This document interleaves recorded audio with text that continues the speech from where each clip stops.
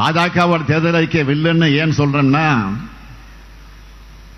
மத அடிப்படையில் இந்த நாட்டு மக்களை பிளவுபடுத்த பொது சிவில் சட்டம் கொண்டு வரப்படும் அறிவிச்சிருக்கிறாங்க. நாட்டுக்கு வரப்போற மிகப்பெரிய ஆபத்துக்கான ட்ரெய்லர் தான் இந்த சிவில் சட்டம், பொது சிவில் சட்டம்.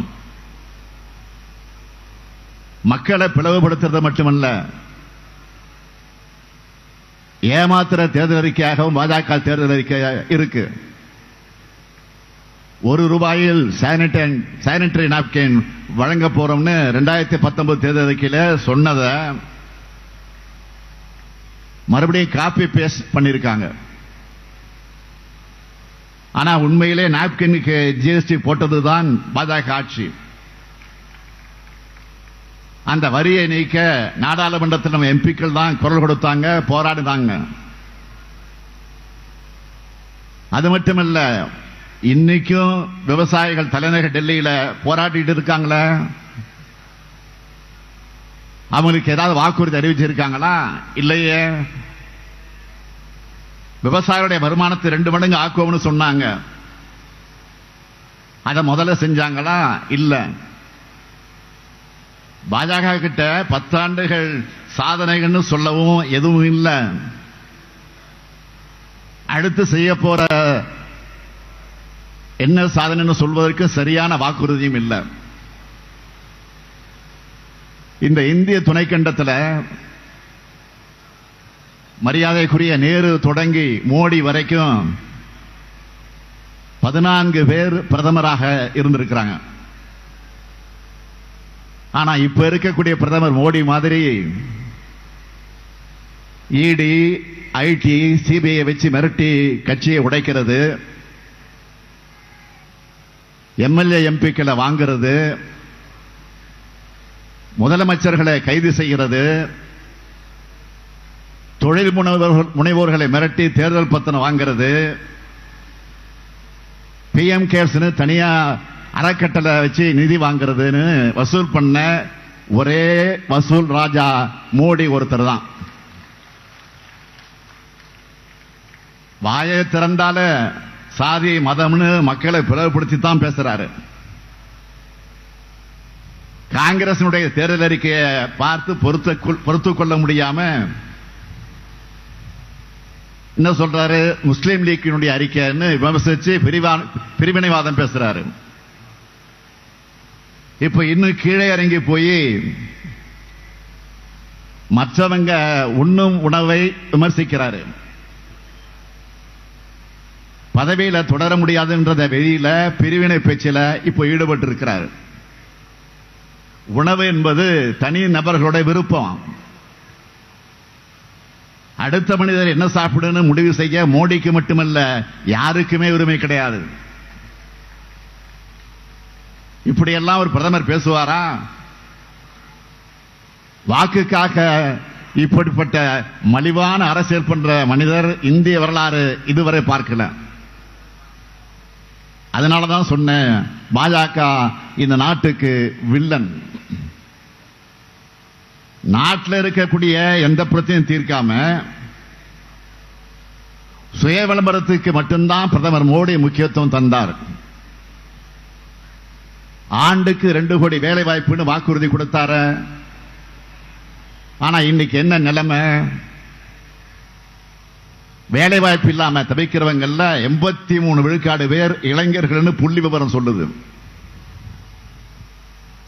நாட்டோட பொருளாதாரத்தை தூக்கி நிறுத்திய எம்எஸ்எம்இக்கு ஜிஎஸ்டியால நலிவடைஞ்சிருச்சே, அதை சரி செய்ய வேலை செஞ்சாரா? இலங்கை கடற்படையால தமிழ்நாட்டு மீனவர்கள் கைது செய்யப்படுறது, தாக்கப்படுறது அதிகமாச்சே, அதை தடுக்காம விஸ்வகுருன்னு சொல்லிக்கிற பிரதமர் மோடி ஏன் மௌனகுருவா இருந்தாரு? தேர்தலுக்காக தமிழ்நாட்டு பக்கமே தலையை காமிக்காம, தேர்தலுக்காக மட்டுமே தலையை காமிக்கணுமே அப்படிங்கிற எண்ணத்தில் தமிழ்நாட்டுக்கு சென்றதுதான் ஒரு சிறப்பு திட்டமாவது செஞ்சாரா? ஒரு செங்கலை காட்டி கேள்வி கேட்கிறாங்களே,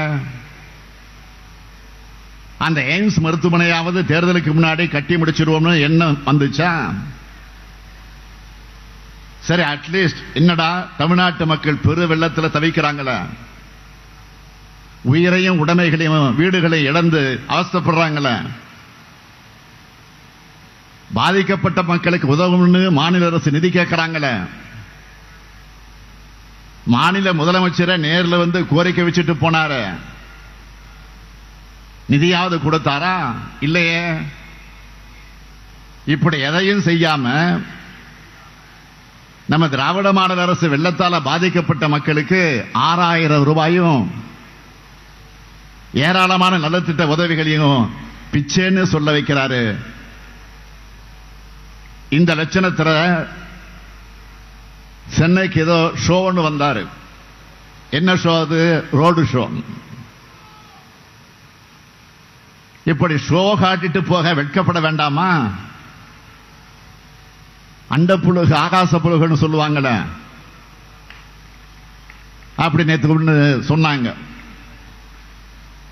கடந்த 10 ஆண்டுகள்ல தமிழ்நாட்டுக்கு 10 லட்சம் கோடி ரூபாய் கொடுத்திருக்கிறதா பச்சை போய் சொல்றாங்க. நம்ம கிட்ட 1 ரூபாய் வரியா வாங்கினா 29 பைசா மட்டுமே திருப்பி தந்துட்டு நேற்று ஒரு கணக்கு காட்டி இருக்காங்க. எல்லாம் பொய் கணக்கு. உதாரணத்துக்கு சொல்றேன், நான் பலமுறை கோரிக்கை வச்சும் 1 ரூபாய் கூட கொடுக்கப்படாத மெட்ரோ 2ஆம் கட்ட பணிகளுக்கு 63,246 கோடி ரூபாய் கொடுத்ததாக சொல்லியிருக்காங்க. சென்னை முழுக்க மெட்ரோ பணிக்காக சாலைகள் தோண்டப்பட்டு பணிகள் ஸ்லோவா நடக்குது. அதுக்கு என்ன காரணம்?